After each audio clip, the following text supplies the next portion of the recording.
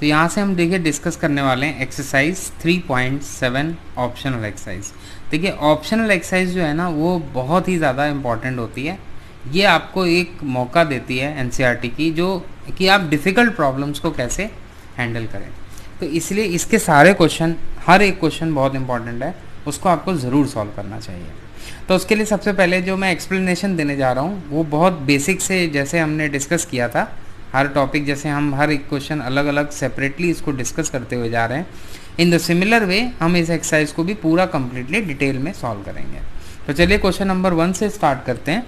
The ages of 2 friends, हमारे 2 friends हैं जिसमें नाम उनके हैं एनी और बीजू, डिफर बाई 3 ईयर्स। मतलब क्या है, 2 दोस्त हैं और उनकी एज जो है उसमें डिफरेंस जो है वो 3 ईयर्स का है। तो ये सेंटेंस से हमें ये क्लियर होता है कि दोनों में कौन बड़ा है कौन छोटा है ये नहीं गिवन है। तो 2 केस बनेंगे, एक तो अनी हो सकता हो कि जो अनी की उम्र है वो बीजू से कम हो सकती है और अनी की उम्र बीजू से ज़्यादा भी हो सकती है, क्योंकि डिफरेंस उनका 3 ईयर्स है। तो कौन बड़ा है कौन छोटा है ये हमें चीज़ क्लियर नहीं है। फिर उसके बाद Annie's father Dharm is twice as old as Annie. तो इसका मतलब क्या हुआ कि अनी के जो फादर हैं धर्म, उनकी जो है वो अनी की ट्वाइस है ऑब्वियसली, और बीजू जो है वो ट्वाइस है as old as his sister Kathy. तो इसमें देखो आपको ये यहाँ तक 2 लाइन पढ़ के ये लगेगा कि इसमें वेरिएबल 4 बन रहे हैं, बट ऐसा नहीं है। वेरिएबल्स हमें वो लेने चाहिए जो पूछे गए हैं। जैसे इसमें पूछा गया फाइंड द एजेस ऑफ अनी एंड बीजू, तो इसका मतलब अनी की एज मान लो कि x ईयर्स है और बीजू की एज y ईयर्स है। ओके, अब इन 2 वेरिएबल की मदद से बाकी सबकी हम एजेस कैलकुलेट करेंगे। फिर इसके देखिए, तो हमने एजेस ऑफ अनी और एज ऑफ बीजू ये हमने एज्यूम कर लिया x एंड y।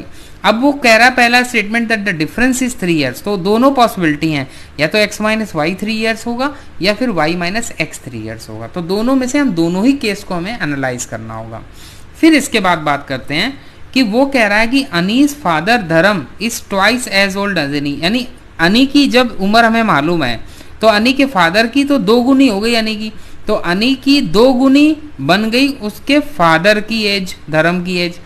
और बीजू की जो कैथी है सिस्टर, देखो Biju is twice as his sister, मतलब जो सिस्टर कैथी की एज है, मतलब बीजू की एज ट्वाइस है किसकी, सिस्टर की।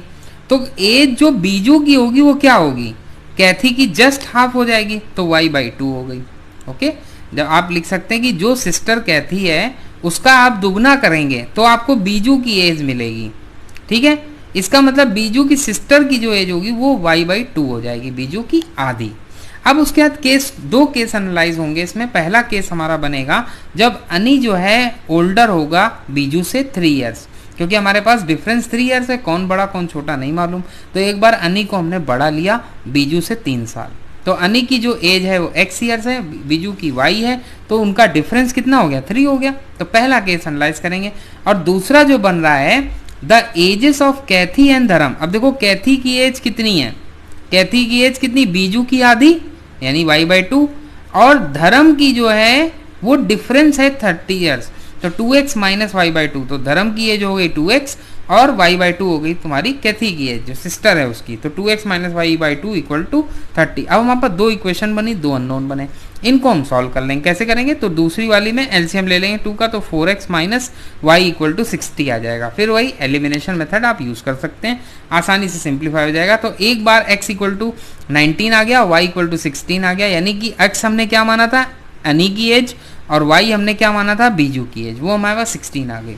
फिर इसका उल्टा कर देंगे कि बीजू अगर ओल्डर है अनी से, यानी बीजू की एज y हो गई, अनी की एज x हो गई, तो दोनों का डिफरेंस जो है वो 3 हुआ, तो y minus X equal to 3 है, 2x minus y/2 equal to 30। तो इन दोनों को जब सॉल्व करोगे तो 21 आएगा x की वैल्यू, y की वैल्यू 24, यानी अनी की एज कितनी होगी 21 और बीजू की एज हो गई 24। तो दोनों ही केस आपको करना होगा अगर एग्जाम में पूछा जाए तो बस इसमें यही याद रखना है कि जो हमारा ये जो सेकेंड स्टेटमेंट है, Annie father is twice as old as Annie and Biju is twice as old as his sister Kathy, तो उसके हिसाब से हमें इक्वेशन सेट करना होगा।